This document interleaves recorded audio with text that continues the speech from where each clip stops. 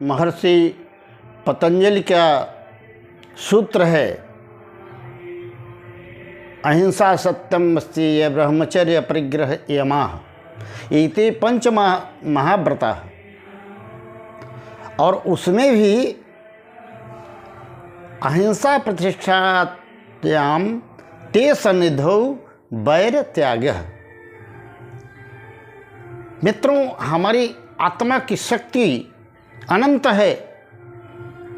हम जितना अधिक तप करके उसे जागृत करते हैं उतनी ज़्यादा शक्तियाँ हम में आ जाती हैं।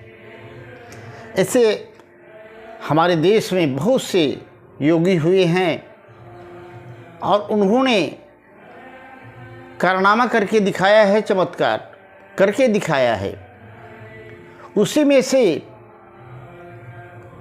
सबसे पूजनीय महायोगी देवराहा बाबा की चर्चा भी होती है और लोग मानते हैं।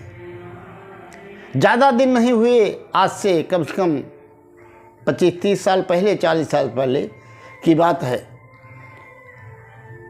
देवराहा बाबा जैसा सिद्ध संत हमारे देश में के लिए गौरव की बात थी। देश के प्रधानमंत्री हों, चाहे कितने भी प्रतिष्ठित व्यक्ति हों, व्यापारी हों, सभी उनसे आशीर्वाद लेने आया करते थे। और देवराहा के बाबा के चमत्कार के बारे में आपको बताऊं, इसकी पहले आपसे प्रार्थना है कि मेरे चैनल को सब्सक्राइब करके लाइक कर दीजिएगा वीडियो, और कमेंट में जय श्री कृष्ण राधे राधे अवश्य लिख दीजिएगा। मित्रों, एक बार की बात है, देवरिया में सरयू नदी के किनारे मचान बना करके देवराहा बाबा रह रहे थे। और वहाँ से 10-12 किलोमीटर की दूरी पर एक गांव था, जहाँ एक बालक को अचानक एक काले नाग ने डस लिया। गांव वालों ने, घर वालों ने, माता पिता ने वैदिक और तांत्रिक जितने भी उपाय थे सब कर लिए, परंतु वह बालक मर गया। सभी तड़प रहे थे, रो रहे थे घर वाले। तभी अचानक वहाँ से एक संत मंडली निकली। उन्होंने सुना कि गांव में चीख पुकार मची है, रोना धोना है, क्या बात है, चलते हैं। संतों ने जाकर देखा तो बालक मृत पड़ा था। माता पिता, परिवार वाले सब रो रहे थे। गांव वाले नम आँखों से खड़े थे। संत कोमल होते ही हैं, उन्होंने कहा कि चिंता करने की कोई बात नहीं है बेटा। इस बालक को यहाँ से 10-12 किलोमीटर दूर सरयू नदी के तट पर एक सिद्ध संत रहते हैं, उनके पास ले जाओ और वे उसे बचा लेंगे। मरता क्या न करता, अंधे को चाहिए क्या 2 आँखें। बड़े जल्दबाजी में परिवार वाले उस मृत बच्चे को उठाया और लेकर के गांव वालों के साथ सरयू नदी के तट पर गए। रोते बिलखते चले गए। और जब बाबा के आश्रम में सुबह 6 बजे पहुँचे तो बाबा जो ध्यान में थे, उनका ध्यान भंग हो गया और उन्होंने कहा, क्या बात है बच्चा, क्यों इतना शोरगुल मचा रखा है।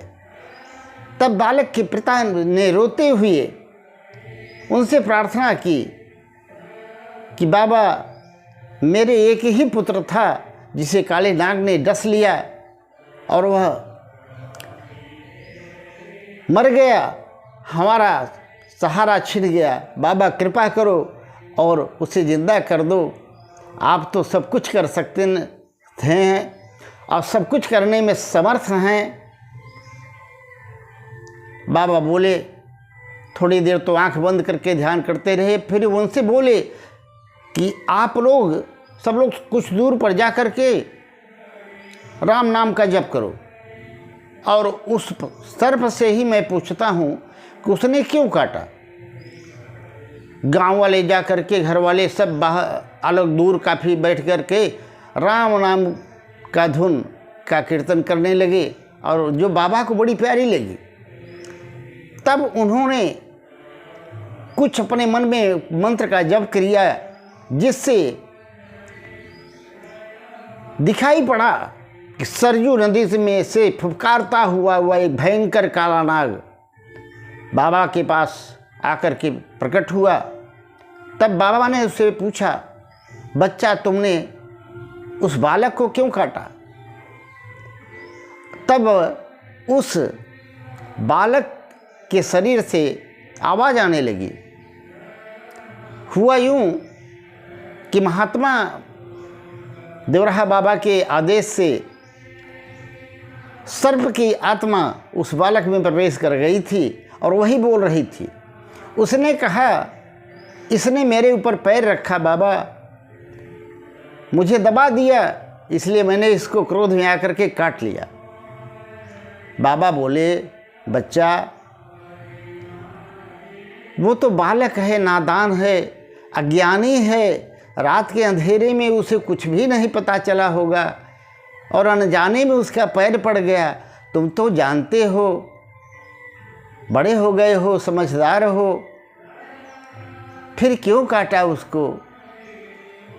मैं कहता हूँ तुम जाओ, अपना विष उसके शरीर से